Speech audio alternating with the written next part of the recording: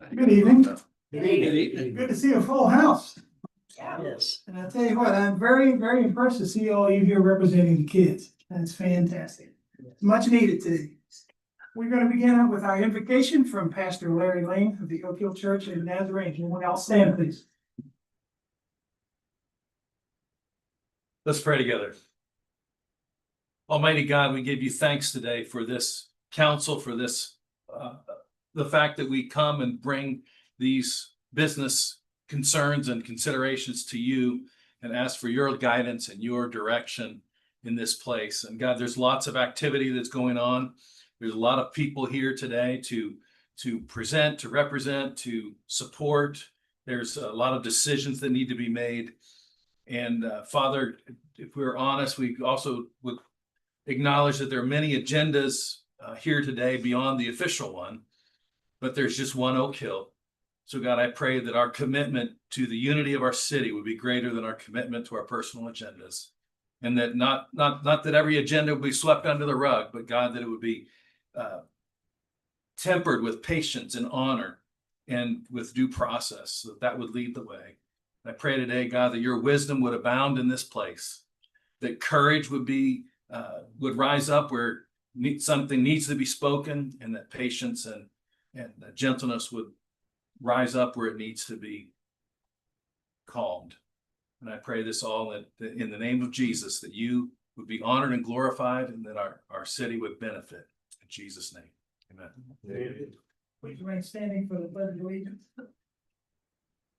Allegiance to the flag of the United States of America and to the republic for which it stands, one nation, under God, indivisible, with liberty and justice for all. Thank you. Thank you, Pastor Lane. Thank you. I now call to order this city council meeting of Oak Hill, West Virginia, April 13th, 2026. Our clerk will give our roll call. Mayor Charles Briscoe, Here. Bill Hannibas, Here. Chris Gill, Here. BJ Elder, Here. Tim Buskus, Here. Diane Janey, Here. Roger Evans, Here. and Terry Van Busker. Here. Thank you. You all have read your minutes. May we begin the voting process on the approval of the minutes? May I have a motion, please? I'll move to accept the minutes as presented. I second it. We have a motion and a second to approve the minutes. All those in favor? All opposed? Motion is carried. May we do the same for our treasurer's report? Mayor, I'll move to accept the treasurer's report. I'll second it. We have a motion and a second to accept the treasurer's report. All those in favor? All opposed? That motion is carried. We do not have any correspondence, so we will move on to our citizens' comments.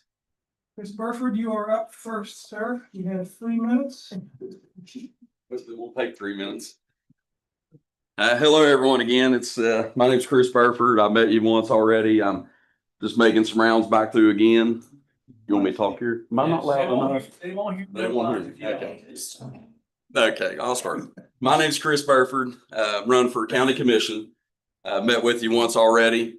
Had the pleasure of working with some of you on numerous projects. I don't want to take up all your time, but I did want to stop in here again to say hi. Still out there, still trying. I've always been a worker. That's just what I am. Engineering, surveying, construction, ever since I graduated from West Virginia Tech. Co-owner of New River Engineers currently. Got 78 people. We keep them real busy, and all we work on is infrastructure, construction, grants, seeking money, federal funding. I work with Leslie on a lot of stuff. I want to be able to bring it to the county. I don't have a personal agenda. I don't need the extra money. I don't need the insurance. I'm not looking for a retirement job. I see a need for people, Fayette County, and I want to help them. And if they elect me in there, God blesses me on the 12th, and I'll work my hind end off for you for 6 years, do everything I can. I will only be one. If there's things going on, I'll make the public informed. I'll let them know, hey, this is what's going on. This is why I voted no on this. This is why I voted yes on this. I care for the county. I care for all the people, and I've been invested here my whole life. So look forward to serving you. So Great. thank you. Thank you. Thank you. Our second speaker will be Barry Christ from Anstead, who's also running for county commission. Well, hello, Mayor, and thank you and council for having me today. I appreciate it. And I looked at your agenda and I seen it's quite lengthy, so I'm sure brevity is of the essence. So if I go past like 30 minutes or something, somebody nod at me and I'll sit right down. Actually, I just want to let you know, I am also running for the county commission. I'm born and raised here in Fayette County. My wife's born and raised here in Fayette County.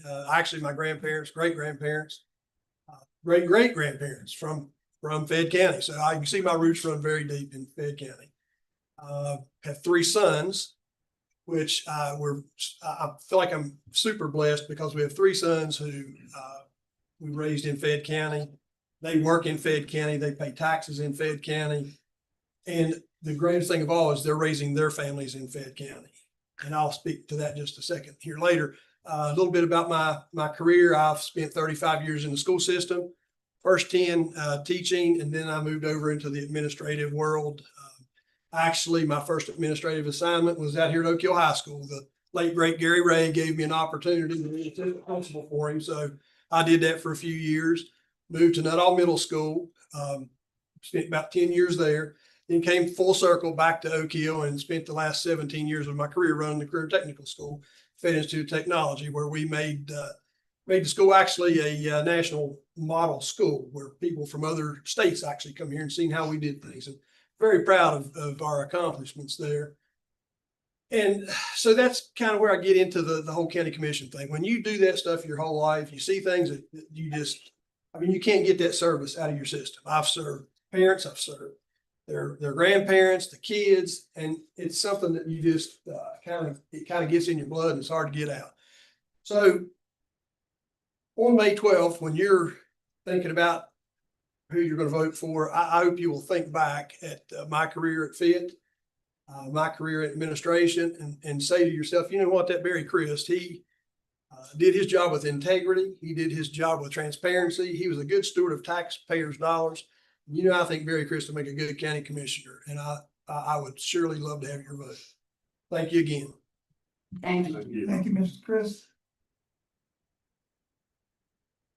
Marcy, we meet again. Sure.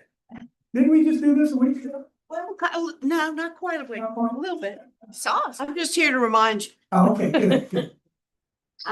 Mayor Briscoe, I do thank you and Mr. Elder and Mr. Evans for coming to our vigil, which was for acknowledgement of child prevention, child cruelty prevention, child abuse prevention month.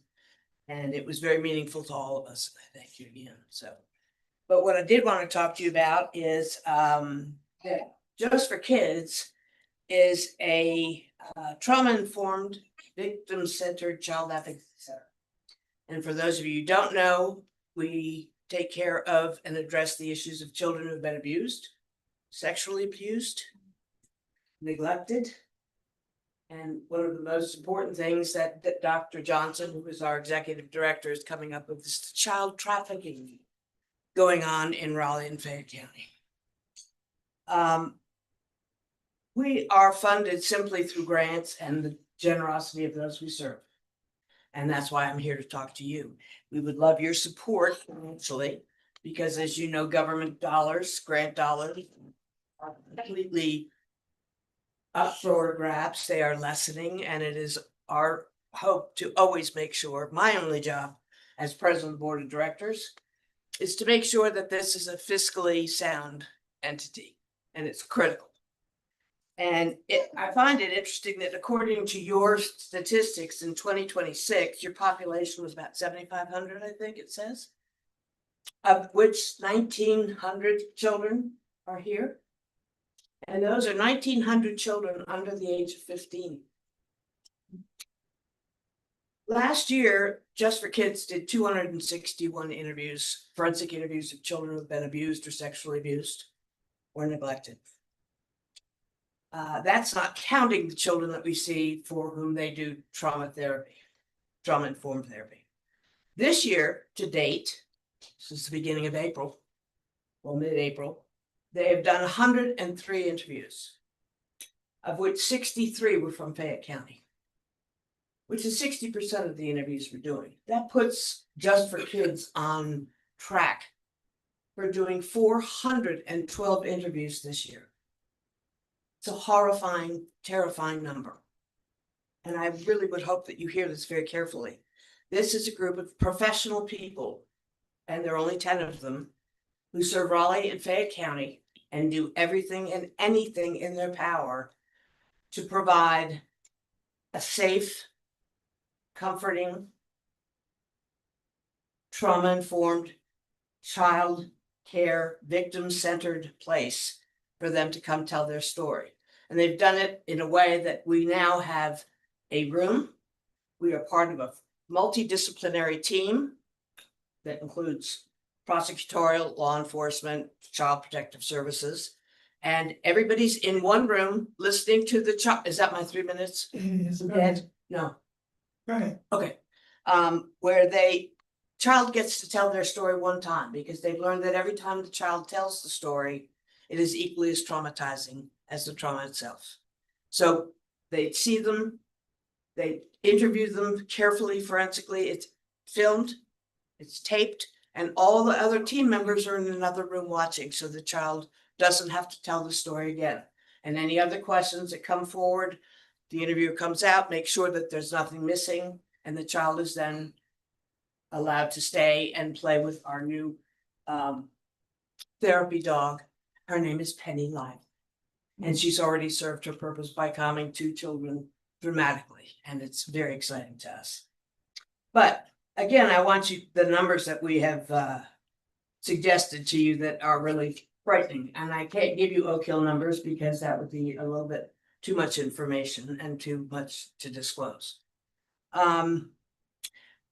Just for Kids is here to take care of 100% of your 1,700 children. To lend help, support, advocacy, and crisis intervention for any of them that need it. We're asking for your financial support. One of the things we are now doing is going to the people that we serve, asking for your financial support. For instance, Beckley, for example, has just put us on, not just last year, put us on their budget as a line item for relative to their public safety board numbers, because that's what it is, it's public safety. I would like to tell you that we are somehow uniquely blessed to have somebody like Dr. Johnson as our executive director. She was just asked to speak at the United Nations Summit in Vienna, Austria, about child trafficking in rural areas. This is the people you have here to help you. Why we have her is beyond me. It's God's intervention. But nonetheless, I think it's important for you to know that that's the staff that you have serving your children. And we would love for you to consider financial support for us. And that's why I'm here. I'm here to answer any questions, as is Dr. Johnson. So if you have any questions for what I just said, I'd be happy to answer them. You know? All right. Would anybody like to know how much money we'd like you to give us? Or are you just ignoring my address? We appreciate you. Actually, we were considering asking you for $25,000 annually to help support, which works out to about maybe $12 for each of your children per year. Of the children that. Another important statistic that I think you need to know is that only 1 in 10 children tell of their abuse. So if you take the number of children that we see and how many children are out there still potentially suffering, the numbers just, I don't want you to have to even think about them, to sleep on them, frankly, but it's a terrifying number. It's terrifying to me. And that's why I do what I do. But I'm asking you to do what you need to do for your children. So. Can any of this that has happened to these kids, can any of it be traced back to like substance abuse? Oh my God. Yes. And like can you have like documentation to prove that? We actually do. So in this, in the state of West Virginia, our children are 4 times more likely to be exposed to drug endangerment. we capture all of those numbers in our data system. So whenever we have a family that comes in, we make sure that we document if there's any disclosure of drug exposure or any type of drug endangerment within the home. So they might not have come to see us because of the drugs, but they were somehow brought into the equation. We're able to capture those numbers and to share those numbers if needed. But the state of West Virginia, their children are 4 times higher, at a higher risk of drug endangerment than the rest of the United States. And that, again, with the multidisciplinary team, the sheriff's department, the troopers who do some of the investigation, find some of this paraphernalia. And again, that's a documentation that comes part of it too, so.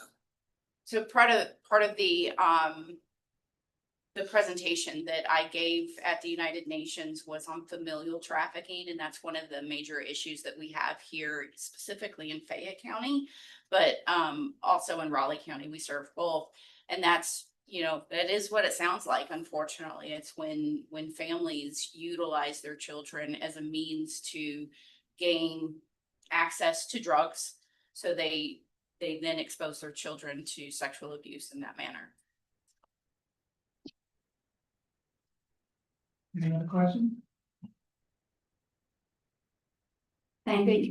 It's been particularly nice to speak, and since you're doing a proclamation of the week of the young child. Yeah, can't wait to hear that. Thank you. Thank you, ladies. All right, and that is up next, and we have Josie Moore. You wanna just meet me up front here? Sure. There are a lot of other people here as well for that. I don't know if they also. So, come. Here before. Let's go.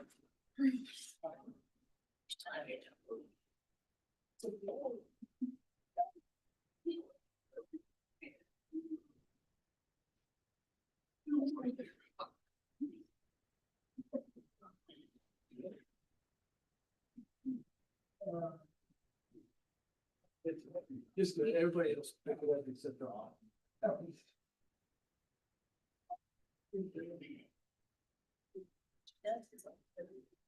You want to read it and then I think we can take it.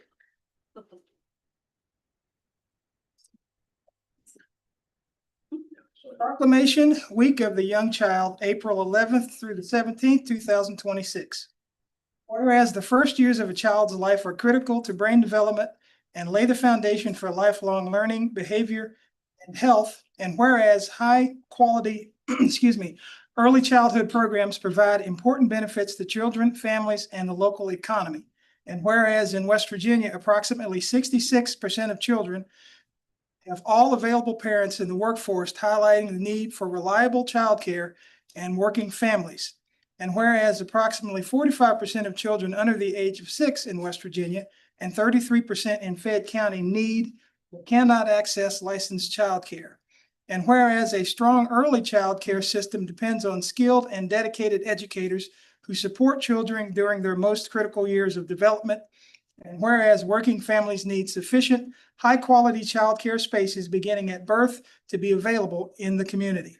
Now, therefore, be it resolved that the City of Oak Hill does hereby proclaim April 11th through the 17th, 2026 as the Week of the Young Child, and recognizes the importance of early childhood education and childcare in the community. In witness whereof, I have hereby unto set my hand and cause the seal of the City of Oak Hill to be affixed this 13th day of April 2026, Mayor Charles Briscoe.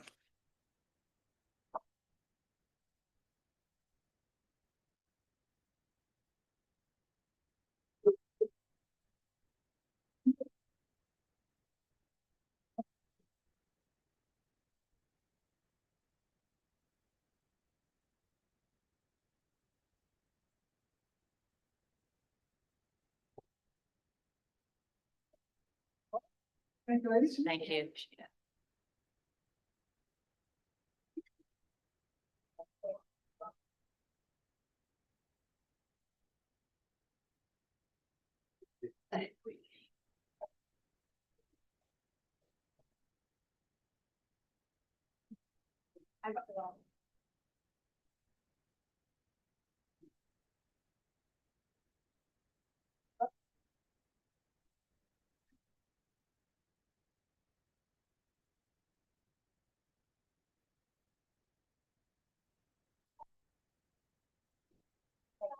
Okay, we are now moving into new, excuse me, new business.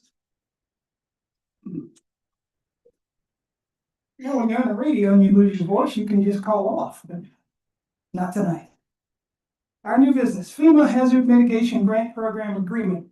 And we're looking to approve and the signature for subrecipient agreements. That's correct. So I had sent you all some information via email about this and also put all the information in the SharePoint packet. In general, this is the grant for the non-properties in Minden. I think the MEDA had worked with Leslie on this back in 2023 to do the initial application. It's a voluntary program, so the residents would apply for this. Essentially, it will include a buyout based upon their appraised value. And then should they accept that, it'll move forward, it'll pay them that cost. And then demolish the property will subsequently be transferred to the city ownership. And nothing can be built on it from then on. That's kind of the overall of this grant. So we've been awarded the funds for these 9 properties. And so this particular item is to accept that grant. Sign the agreement so that we can move forward with that. And Region 4 is administering the grant for us on this, so that's been a blessing for sure. And so we're here tonight, and Leslie's here, and she can answer some questions if we have any to sign the agreement. So the residents in Minden that applied for the buyout are getting the buyout? Yes, these are the 9 properties, and it was voluntary. They did have to make application for this. And now that, again, that buyout is going to be based upon the appraised value of the property as determined by an appraiser. They can opt out if they're not acceptable to the appraised value that's presented. Haven't they had some appraisals already? They do have, the appraisals are done, and we have those documents. They're in all of our files. Leslie Taylor, Region 4 Planning and Development Council. We do have all the appraisals for the properties.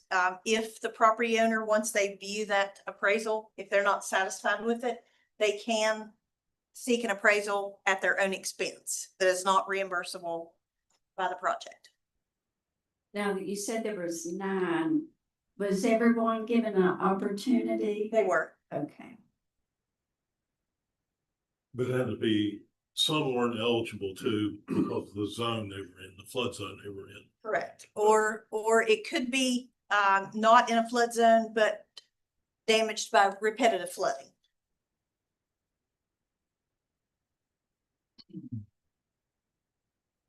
And there's a grant that'll pay for all of that. There's a FEMA grant called the Hazard Mitigation Grant Program. The federal share is 75%. The state of West Virginia is paying the other 25%. So it's at no cost to the city or any of the residents that are being bought out. That's great. I'll motion that we accept the hazard mitigation grant program approval. I second.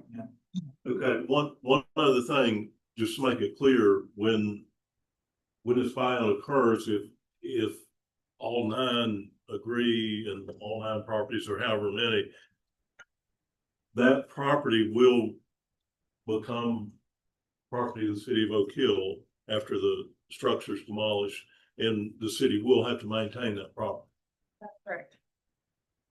And as part of the application, council had to approve a maintenance agreement for that. Those are things that we had to get in the beginning when the application phase, because FEMA wanted to know that the city would maintain those properties, keep them free of debris and grass and weeds. So we already have a signed maintenance agreement. Did I send that to you? Yeah, it's in all of our documents. Okay. There was a lot of documents in there, in that folder. They start to pile up pretty quick. And I believe this started before 23. It may have, I think the applications, The applications were due earlier than that. We had started having our first public meetings in 22, but the application didn't come to fruition until October of 23. All right, any other questions? Well, we have a motion to accept the hazard mitigation grant. All those a second. in favor? Thank you, Tim. All opposed? Motion is carried. Thank you, Leslie. All right, item number 2 of new business, to create interest-bearing, no-fee bank account solely for FEMA project funds.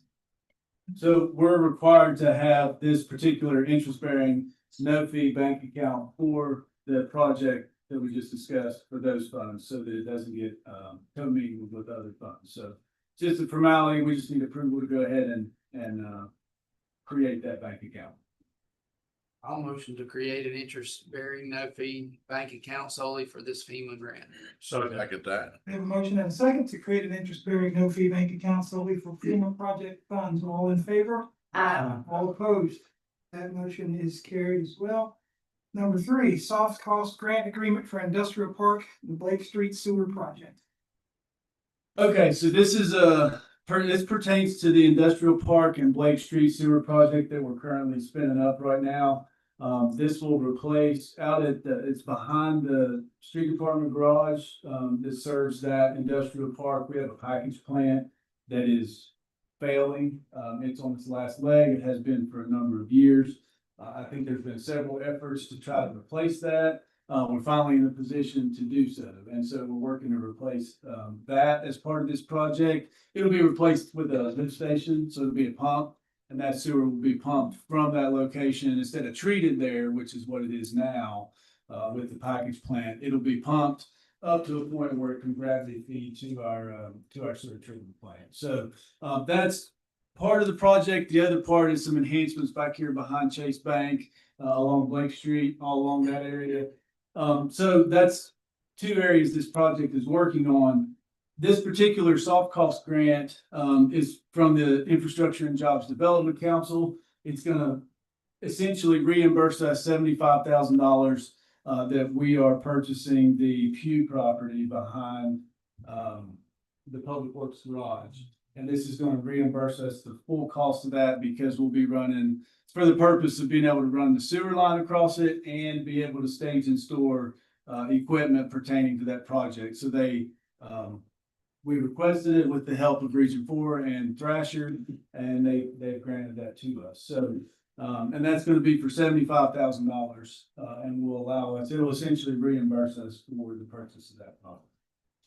And so we've got the agreement here. We'll be executing the agreement here would be the request that we go ahead and sign and accept those funds. Any questions? After this approval, just for your awareness, we've already gotten approval from the sanitary board to go ahead and expend the funds because we do have to purchase the property prior to clearing title for this project. And so it is my hope to close out that deal and issue the funds and record the deed for that property by the end of the week. So we should have that within our ownership by the end of the week. And then this will ultimately, when we're eligible to do the withdrawal of this $75,000, I think it's within about 90 days potentially. We'll do it at the next sanitary. Oh, okay. Then we'll go to, as soon as the next sanitary board meeting, we'll go ahead and submit the reimbursement on this grant.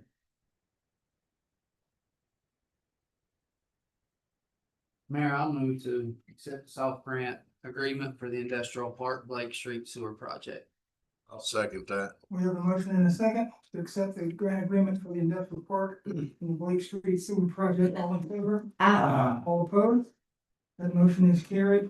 Item number 4 is to create a non-interest bearing, no fee account solely for industrial park and Blake Street project funds. Okay, so this, and I just want to double check with Leslie, because one of these was interest bearing, one was non-interest bearing. So this is correct, right? Non-interest bearing, no fee account. So again, same as item number 2 we did, except this is a bank account solely for the IJDC soft cost grant funds. So we just need a motion to allow us to create that account. I move to create a non-interest bearing, no fee account solely for the industrial park / Blake Street project funds. I second it. All right, we have a motion and a second to create a non-interest bearing, no fee account solely for industrial park and Blake Street project funds. All in favor? Excuse me, all opposed? That motion is carried. Number 5, the approval of liquidation of the fire engine. Okay, so this pertains to, you all may recall, we are purchasing, in the process of purchasing a brand new fire engine. That's the one that the Fayette County Commission with the fire levy will be distributing funds to us, in the amount of $200,000 a year over the course of 4 years. So in speaking with, Chief Richardson, he would like to proactively set about liquidating the fire engine that one will be replacing. And then we can go ahead and get that off the books and have the funds from the proceeds for the sale of that to be used for outfitting the new engine with the equipment that they need for that. In the interim, they do have a reserve engine that we are eligible to use. And Tim, were you still going to go Thursday at the business meeting for the fire association and get their official, or have you already received? Actually, we did that this last Thursday, Okay. and that's been consummated. We obtained insurance through the city's program, and that's all covered. We actually have an engine that's out of service now, pre-meditating what's transpired here. But we have an engine that has to be repaired, so we brought the reserve in early, which has replaced that truck while it's being repaired. And ultimately, when we liquidate this engine, this will be in its place till our new engine is delivered, which we anticipate that to be approximately in November. So what we're looking at, the funds that would be received for the sale of this, we will be actually using approximately $100,000 out of the state insurance fund. So this funding, we're not sure what the number will be, but we could use it for the difference in the purchase or equipping the new engine when it comes online. So it's just, we're moving ahead, anticipating what we need to do coming November. So we feel confident that everything will move ahead as it should be in regard to this liquidation and bringing on of the new equipment. When will this be up for a liquidation? When you give us the green light, we'll probably start the process of advertising at that time. We already have several departments through just conversation that are very interested in the truck. Mayor, I'll make the motion for approval of liquidation of fire engine. I'll second that. All right, we have a motion and a second for the approval of the liquidation of our fire engine. All those in favor? All opposed? Thank you. Motion's carried. Thank you, Chief. Item number 6, we have a structural inspection board vacancy. Yes, we do. And excuse me, per the municipal code, structural inspection board shall consist of the mayor, city manager, city engineer, and 1 member at large. We currently do not have a member at large serving on the structural inspection board. It was previously Terry Dameron.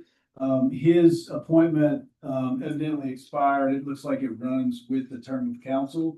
And that would have expired at the term of the last council.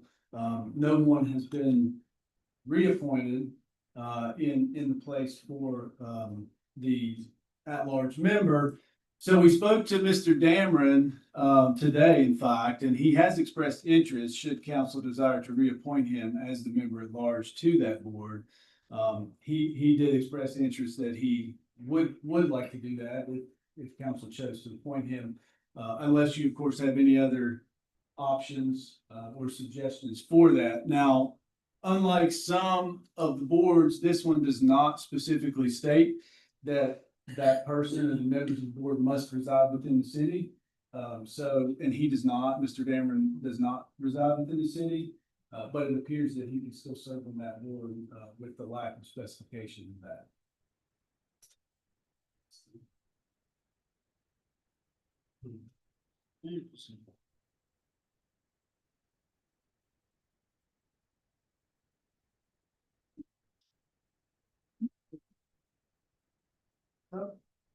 I'll just make the motion to accept Terry Dameron, who wants to do that.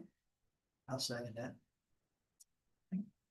We have a motion and a second to appoint Terry Dameron to our structural inspection board. All those in favor? All opposed? Motion is carried. Thank you very much. Item number 7 is discussion on the hotel tax fire fee. Okay, I think where this was left off at the last meeting was that we understood that Fayetteville may be implementing this hotel tax fire fee or emergency services fee. It's kind of known by a couple of different names depending on where you look. I've talked to Matt. We've had some conversations with Carl Harris, the city attorney there as well. They're not 100% moving forward at the moment. They're still trying to figure out exactly where they are with this and what it's looking like. And Tim Buskus, Councilman Buskus had sent some information from Wheeling. I think you had gotten that. So I did look at that, and there's as we were looking into that, we have to be careful. There's two different distinctions. There's a fire service fee, and then we have this hotel tax fire fee.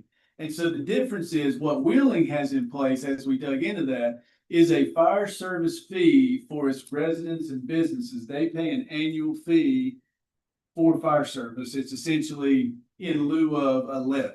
That is the municipal fire service fee. And that's not what, as I understand, that is not the intent of what Fayetteville is trying to do, nor do I understand it to be the intent of what was brought before council for us to look at. Correct. So we did find out that Bridgeport does in fact have an ordinance that does just what we're talking about, which is the hotel fire service fee. They call it emergency services fee. And I did put a copy of that ordinance in SharePoint for you all to look at. So that I feel like it's fairly well written. It goes, they've stepped it in. They actually put it into place last March. And the first year it talks about a $3 per night fee for every hotel room that is occupied. And then the next year it steps up to $4.50, and the next year it steps up to $6. So they tiered it in over a 3-year period. So we can certainly look at doing something like that. I do feel like the next steps, Tim and I have discussed very extensively about this, and I feel like potentially we need to have our attorney review Bridgeport's example ordinance and determine, one, is that something that we can implement? One big difference between us and Bridgeport does implement a fire fee within the municipality in addition to this. So they have, as I understand, a fire fee for all residents and businesses, whereas we do not. So we need to make sure that this is not a rider onto theirs that they're allowed to do, whereas we're not. And I think that's where we can maybe have Mr. File dig into some of the state code and make sure that this is something that we are eligible to implement, and there's no roadblocks that would prevent us from doing so. So what do we need to make a motion? Do we have Mr. File look over that? Is that what we're needing to do, or? Yeah, I mean, I think that's where I feel like we are at the moment. We can certainly have further discussions about it. We can discuss it further here as well tonight. If you have questions specifically that you'd like me to seek answers for, I can certainly do so. I'd like for us to pursue it, but I also like for us to pursue it like what you're doing along with Fayetteville, so that both municipalities being bordered have the same hotels within a mile of each other are both on the same page. Yeah. And both, if it was to go, we're doing the same thing. It is, and at some point we'll have to get to the point where we decide, do we let them do it first or do we do it first? Because I think we may be in a situation where we're both looking to each other to see whoever implements it first, if it's kind of mirroring what the other one has.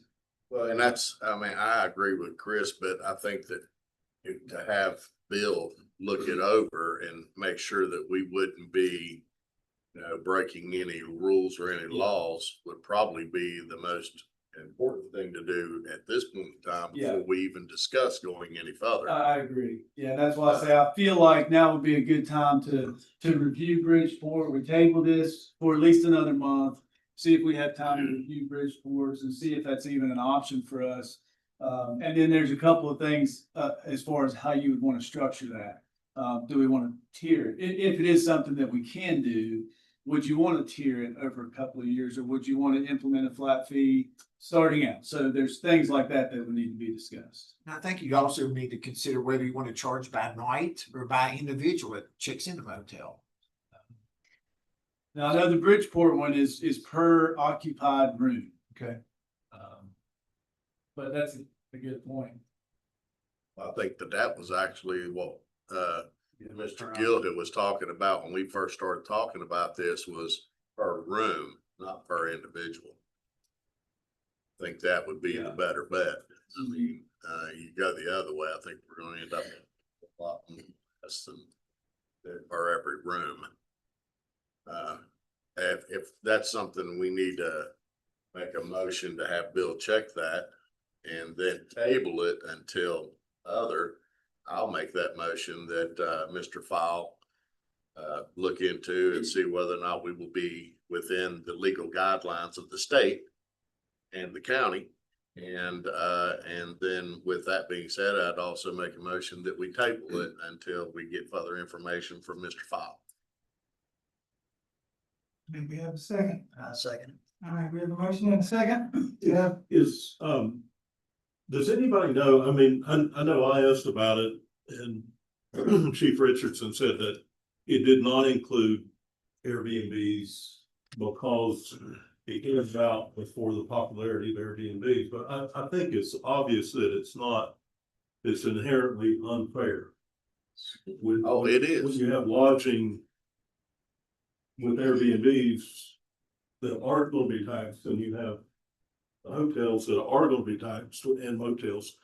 So I think it's inherently unfair. And I think the state probably would address that in legislation. I didn't hear anything about it this term, but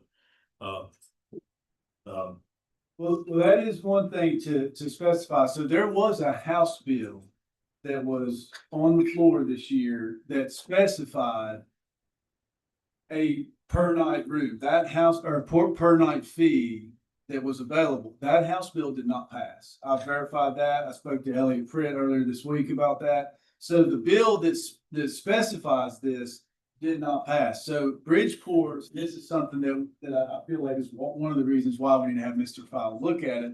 Bridgeport is doing this under the state code that allows for a fire service fee. There's nothing specifically that I'm aware of, and I also spoke with Carl Harris, the Fayetteville town attorney, as to where they were in the process. He reiterated that there's nothing that specifies right now a per night fee on hotels. okay. And so that changed. I was under the impression initially that there was new statutes that passed this year that specified this per night fee. But I have confirmed that bill did not pass. Okay, so, yeah, we need to be careful because language in the fire levy may be in conflict with a fee that we would impose on hotel motels to collect. Yeah. I mean, I think the important distinction, the way that Bridgeport is getting around it, because from my review of the state code regarding the fire fee, municipalities cannot impose a fire fee on a resident or a business that already pays a fire levy fee, right? But what Bridgeport has done does not in fact do that. They have specified that the fee is being levied to the transient who is staying there. It's a pass through. So you're not levying the fee on the hotel. The hotel, it's a pass through fee. Okay. That is from the transient that the hotel is charging. And so therefore you are not charging any resident or business an additional fee on top of what they're already paying for. So, yeah, I think they've kind of woven in between some of the language. Because you could still be a resident of Fayette County and stay at the Holiday Lodge for whatever reason. Right. Yeah. So that, yeah, I mean, if you needed a short-term place to stay, yeah, that's a good point. I don't know if they've addressed that in theirs, but all good questions to review. Yeah. It's similar to with the levy with an MVAs. You are allowed by state code to bill for a motor vehicle accident. It is not. So it's somebody that's that's coming through the county, you know, they wreck on 19, they're from Raleigh County, you can send them a bill. And I didn't see anything, I read through, I didn't see anything in Bridgeport's that addressed that circumstance, so that's an interesting thought. Well, how do you handle that? Yeah. Certainly a lot to consider. Chief, I concur with what Tyler's research has been very focused. We got information that essentially we found out there were two pieces of legislation that we had been dealing with. And then you put in the idea of Fayetteville was proposing, I think, to put Airbnbs and rentals into their language. And not that we were going to follow that exactly, but in our conversations, we wanted to make sure that what this council was proposing to enact met the safeguard of the state guidelines in regard to instituting this. And we got good information. I think that this council and the city manager just needs to give Mr. Fowle the direction this council intends to head in regard to what we're going to do, and let him apply it to state code to make sure that we're not violating anything in regard to being attached to the fire levy with Fayette County at this time. Does that create any hurdle that we have to address? And just make sure when we do move ahead to institute this, that we're clear with not violating any state code in your adoption. So Tyler's done a tremendous amount of research on this. Well, and I guess to the point regarding short-term vacation rentals, I also did not see anything in Bridgeport's that addressed short-term vacation rentals. And Mr. Harris there, the Fayetteville's attorney, brought up to me that in recent legislation, I don't know how many years ago, it was in the last few years, there was some legislation that was snuck into the home rule section of the state code. And he explained that whole process to me about the passage of that, and nobody really knew that it was happening. But it speaks to short-term rentals and limits what you can restrict of those short-term rentals. And so maybe that's something we can look at in conjunction. You may be familiar with that. To zoning there, I believe. I think it was kind of broad in how it referenced how you can regulate the frequency, the duration of rental property. I mean, it's a short paragraph, but it's pretty clear. So I wonder how that plays in with it, if we're even allowed to impose something like this based on the language in that section, if that plays into this. If you could, maybe that's why Bridgeport does not address it at all. We're not asking you to consider that, but just look at the language at the time where this body wants to head in regard to implementing a fee. We think it's a good idea. I think the council overall does, but we want to make sure that we're taking the strips properly through Mr. Fowle's recommendation. Well, I'm not sure, we have a motion on the floor, I think, right now, so just for discussion. I'm not sure I'm in favor of it without being equal to all lodging opportunities in the city of Oak Hill. Well, I don't want to be unfair to either one. I don't want to be unfair to hotels nor Airbnbs. And if you're gonna tax heavier somebody renting a hotel room, that makes Airbnbs more attractive.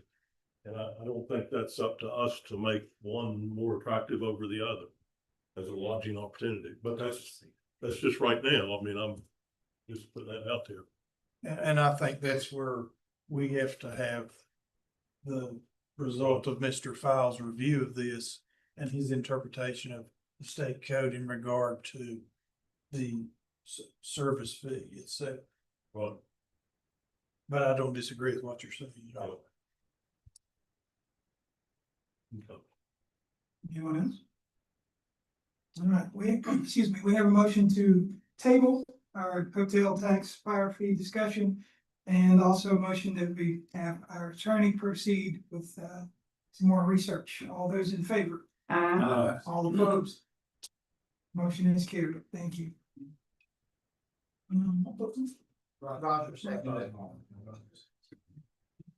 Our number 8 item is an anticipated executive session for potential litigation. And we have a motion to go into executive session, please. Mayor, I'll make that motion, go into executive Second. We are now in I'm sorry, we have motion and second to go into executive session. All those in And favor? number 9 be covered in that also while we're there. Yes. All right. So items 8 and 9 will be covered in this executive session. All those in favor? All opposed? We are in executive session. Thank you.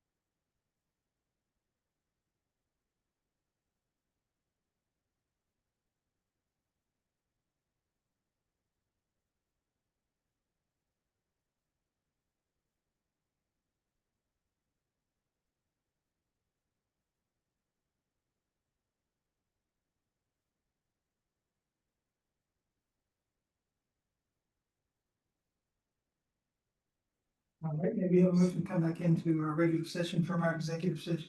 Mayor, I'll make the motion that we return back to regular session from executive sessions on item 8 and 9. And I'd like to add that no decisions were made. I second that motion. All right, we have a motion to come back out of, and a second to come back out of our executive session to our regular session. No decisions were made at this time. All those in favor? All opposed? Motion is carried. Thank you. All right, so that should, item number 10 would be our interim city manager employment contract approval. I make a motion that we accept the approval of the interim city manager employment contract. So, We have a motion second, that our interim city manager's employment contract be approved. All those in favor? All opposed? Motion is carried. Thank you. Do we have anything for the police department? Yeah, you want to say anything tonight? You good? I'm good. Chief Richardson, you good? Yes, sir. All right, Josh? Yeah, I'll give you guys just some bullet points for the Park and Rec Department.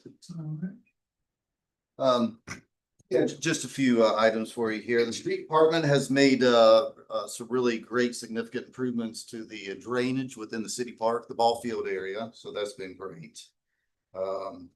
There have been a few setbacks with the pickleball court construction, but plans are still moving forward.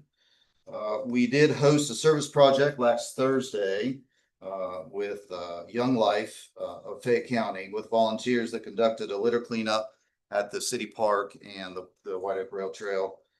They also assisted Tommy Canada within the Park and Rec Department to freshen up the restrooms with a new coat of paint, so they looks pretty good down there.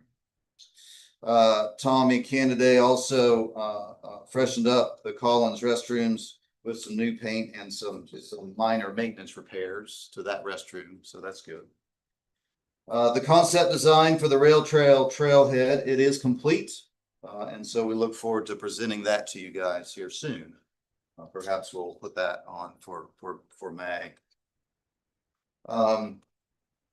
Phase 2 of the Needles Eye Park trailhead design, it is moving forward nicely. And it is possible to see that under construction this fall.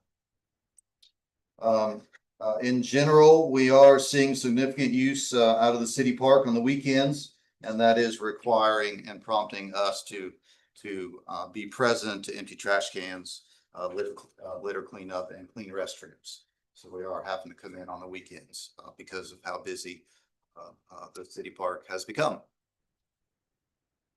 That's all I have for you.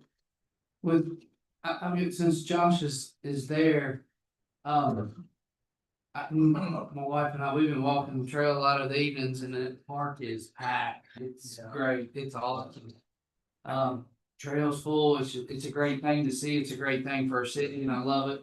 But I have been approached by a couple of citizens that have expressed a concern, maybe somewhat of some, and they have told me, they said, we see the police coming through here all the time. The police has a heavy presence in there, which is great. But they said at times there's some older style kids there that are kind of hoarding up everything, preventing some of the smaller ones to get on. And I guess I just want to, reiterate, we have like an age limit, right? That play set within the new playground is a 5 to 12 for ages 5 to 12.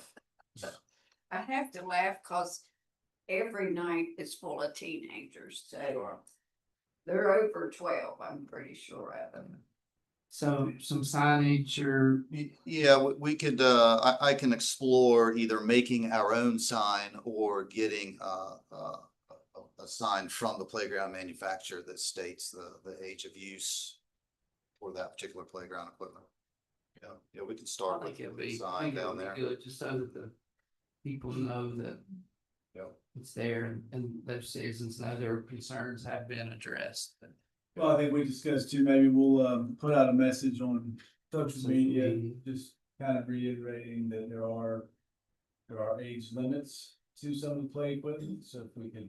But right now, there's not any, is there, Josh? Well, nothing is stated, although the playground equipment is designed to be for ages 5 to 12, but we have nothing down there with that statement, making that official. I think there is a sticker. They came in at the last minute and put a sticker. It's not. There are small stickers there's on small on the stickers. playground equipment, yes. But nothing that stands out, so.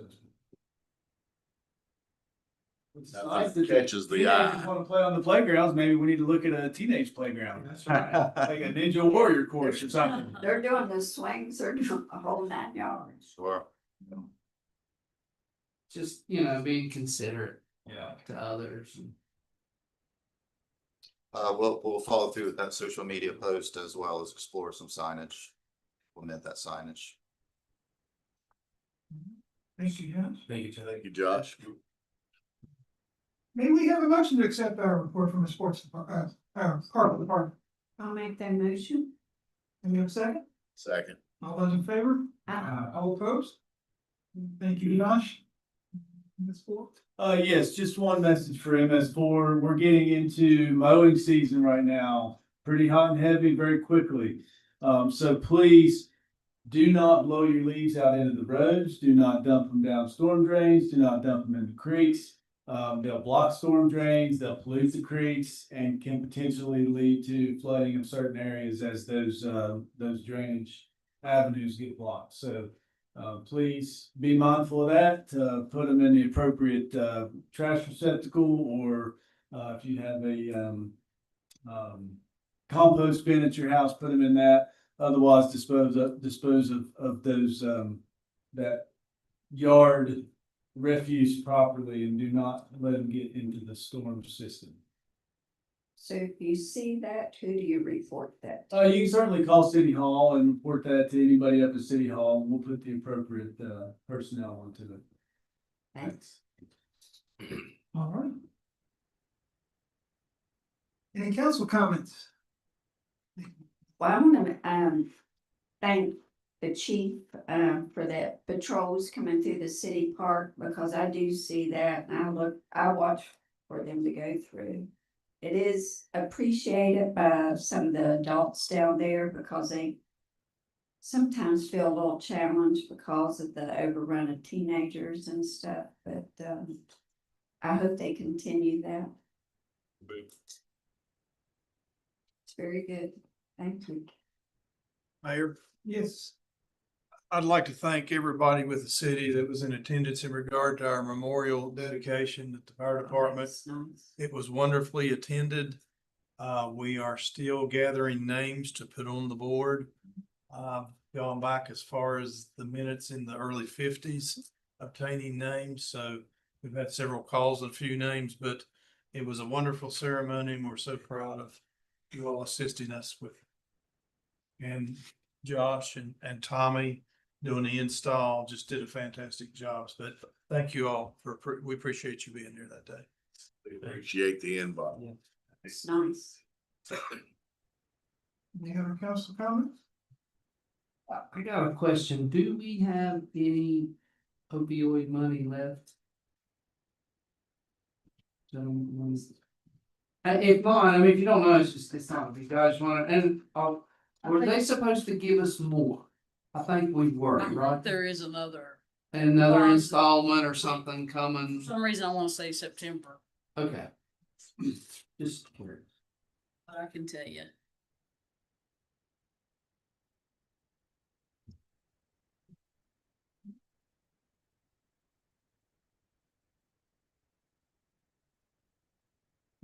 While she's looking that up, I'm gonna jump down to the announcements. Don't forget the special council meeting to lay the levy, April 21st at 6 p.m. And also Friday night this week, 17th, will be the You Are Not Alone program at the amphitheater starting at 4, ending at 10. And there will be hot dogs provided by the Oakley Festival Committee. The future agenda. What's the, Yeah, I'm gonna. Mayor, what's the future agenda item, the 457 I plan? hadn't gotten to that yet. I just jumped down to get the announcements out of the way since I'm only those two. The future agenda items, we can go and do those. WV 457, the retirement match incentive. I think that was a lingering item. We put it on there, I think potentially after you had, I think it was you that brought that up, Mr. Hannibal. I thought we had, I thought we'd made a motion to, proceed. I thought we had two. Well, we can. No. We discussed it. I think it was, you hadn't told where you were gonna match, I don't think. We can look back on that and make sure. Yeah, we'll double check and make sure. I don't recall that it was officially voted on. I thought it was motion to look into and bring back at the next meeting. That And may it have was been one of those things that got left off the meeting, maybe. Okay, but I thought I went through the. I thought that we had actually. I think you did. You just never Ma- Maybe it was a question as to whether it could fit within the budget at the time. I'm not sure. Okay. Let me look into that. I'll find out, and if it needs to go back on the agenda for reconsideration, I'll put it back. I was thinking it was gonna need to go back on the agenda for an official vote. I'll find I thought out. it was finalized. I thought it was too. Okay, Maybe. we will clarify. We will clarify. I'll bet you. I don't know. Well, if you're going that far, you're probably right, Dean. And then the other item on there's the CVB annual report presentation. Becky Sullivan was not prepared to give that report this month. And she's gonna plan to come and give that report next month. She's gonna have to go back on the. That's okay, you don't have to. Just let us know some other time. I can email that. It's. Yeah, just email it whenever y'all get it. But we were getting more, we were scheduled to get more, so, okay. Fair enough.